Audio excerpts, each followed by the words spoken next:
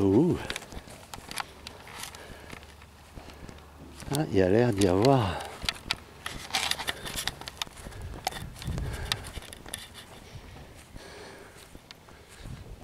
Regarde, c'est beau. Oh. Et rien que ça.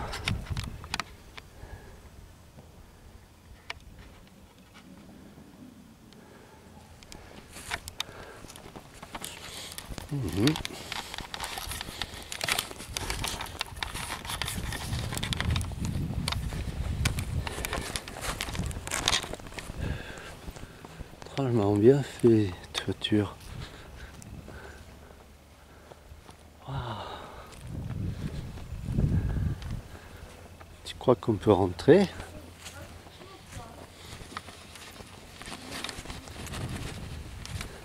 Ah. D'accord. On peut le visiter. Bonjour. Ah.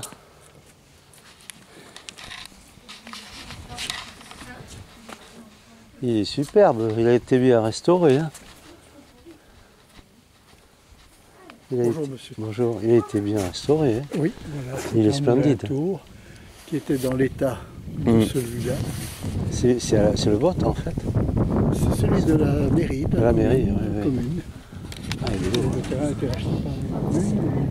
Pas celui-là par contre, hein, celui-là est toujours chez un privé. D'accord. Il a été restauré en 2005, il fonctionne depuis 2006. Et en fait, il est à quelle hauteur là? On est à 69 mètres.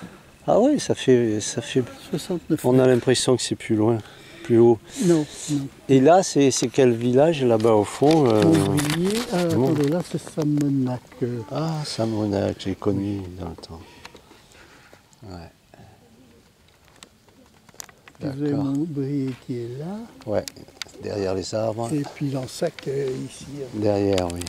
Derrière l'église. Ah, d'accord. Et ils sont en train de le restaurer, là, les personnes? Là-bas? Non. Non, ici, là. Ah, ici, c'est fini. Il est restauré, il fonctionne, il tourne. D'accord. Donc, c'est un moulin tour. C'est-à-dire que toute la partie supérieure... Vous connaissez un peu les moulins? Non, pas trop. Moi, je suis dans la pâtisserie, je me sers de la farine, mais les moulins... D'accord.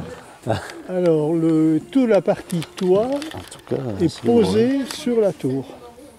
D'accord. Il permet donc de tourner avec le gouvernail que vous avez là. On tourne le moulin pour le mettre au vent. Ah oui, j'en ai entendu parler de ce système. Et on le détourne pour le faire arrêter. C'était Bien astucieux. sûr, Hein. c'est un peu dangereux. Ouais, voilà. Donc il restait la tour et les escaliers, qui étaient en pierre. Et tout ce que vous pouvez voir qui n'est pas en pierre, en fait, a été restauré en 2005-2006. Et depuis mai 2006, il fonctionne de nouveau et il produit de la farine. Ce type de moulin, on appelle ça des moulins de tour. Vous avez une tour qui est fixe, qui est maçonnée. Et par contre, tout le toit, qui est en bois, tourne complètement à 360 degrés. Donc à l'extérieur, il y a une grosse poutre qui est oblique. Ouais. Donc ça, c'est le gouvernail que vous poussez depuis le bas et qui vous permet de faire tourner toute la toiture pour mettre les ailes en fonction du vent. Parce que le vent ne vient pas toujours du même endroit, donc il faut pouvoir mettre les ailes face au vent pour le mettre en marche. Et il faut avoir aussi un stop. Donc c'est la seule façon de l'arrêter, c'est de sortir les ailes du vent. Donc pareil, on tourne le moulin et on sort les ailes du vent. Donc aujourd'hui, quand on a des visiteurs à l'intérieur, on ne fonctionne jamais avec le vent. Parce qu'on ne pourrait pas l'arrêter s'il y a un imprévu. Donc c'est un petit moteur qui entraîne les ailes. Et après, tout le reste de l'engrenage suit le mouvement des ailes. Donc là, tout le toit, il pèse entre 12 et 13 tonnes. Et on a 2 tonnes par pale également à l'extérieur. Donc il y a 4 tonnes d'ailes à l'extérieur. Et donc là, ce sont vraiment des charpentiers amoulageurs qui sont intervenus. Donc vraiment spécialistes de construction et restauration de moulins. Voilà. Et il y a 6 essences de bois qui ont été utilisées pour la restauration du moulin, enfin de la toiture plus exactement. Donc à l'extérieur, je ne sais pas si vous avez vu, mais ce qui sert de tuiles, elles sont des petits bardeaux, des petites planches en bois, et ça va être du châtaignier. Parce que c'est imputrescible, résistant à l'eau de pluie et les insectes. Et aux insectes, oui. pas d'araignée, souvent les femmes elles le savent. Avec le châtaignier, pas d'araignée.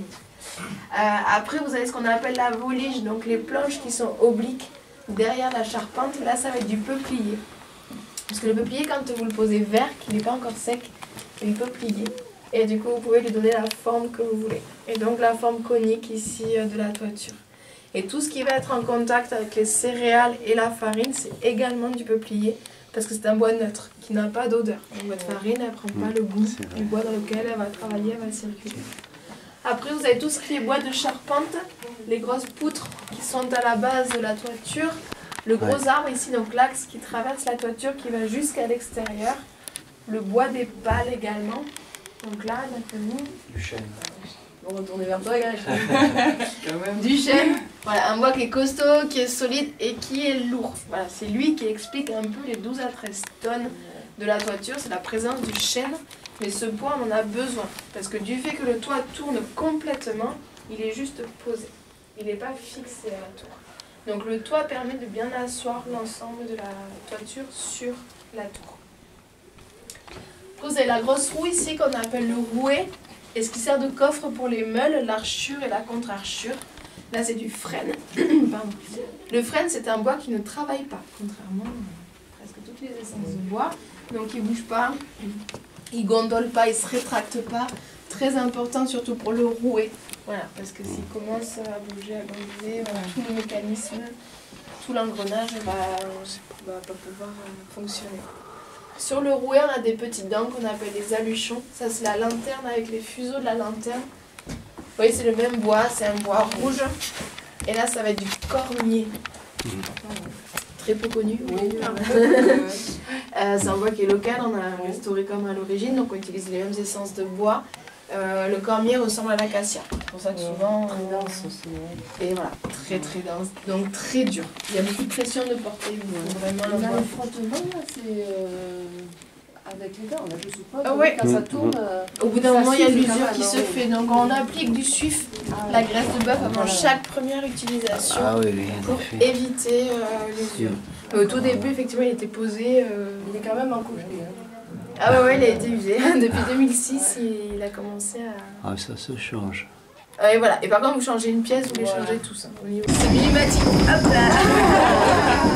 La magie. On dit allô, hop, il se met en route direct. La magie, la magie.